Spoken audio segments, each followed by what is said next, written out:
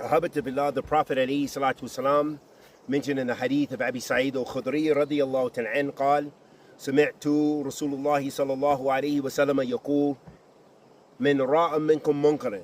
So in the hadith of Abi Sa'id al-Khudri radiyallahu ta'ala an, it's a hadith in Sahih Muslim, where the Prophet sallallahu alaihi wasallam said, "Min ra'a minkum munkarin." Whoever sees a munkar, whoever sees a sin or some wickedness, فَلْيُغَيْرُهُ بِيَدٍ, then change it with his hand.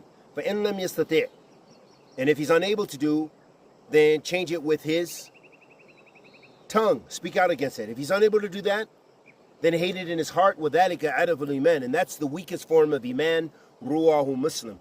This hadith of the Prophet sallallahu alaihi wasallam, it shows us the maratib, the different levels of commanding the good and forbidding the evil. That this is from the sunnah of the Prophet sallallahu alaihi wasallam, and it is from the sunnah of Islam. It is the way of Islam. It is the way that is mashru', legislated by Allah subhanahu wa ta'ala, is that to the extent of our ability, we command the good and forbid the evil. And commanding the good and forbidding the evil, it requires fiqh, it requires understanding of the deen. And knowing that there are different levels of commanding the good and forbidding the evil. So sometimes you don't have the ability, you see a munkar, you're around something sinful, and you can't physically change it. And that's why the Prophet ﷺ has said, it's from iman, فَإِنْ لَمْ يَسْتَطِعْ. If you're unable to do so, then speak out against it. فَإِنْ لَمْ يَسْتَطِعْ. If you're unable to do that, then at least hate it in your heart.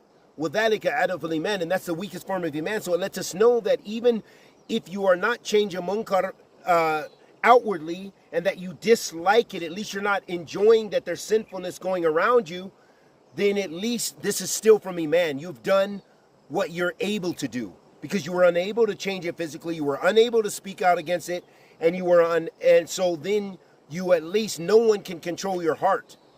So if you see massive munkar around you, but you at least dislike that munkar, that sinfulness, that wickedness, you don't want to be a part of it, it's still from iman. It's iman, it's from faith, that you are not accepting that. You're not accepting it in your heart, and no one can control or alter your heart. It also shows us the fiqh, that it requires fiqh and understanding on how to command the good and forbid the evil, meaning you have to know what is good and what is evil in Islam.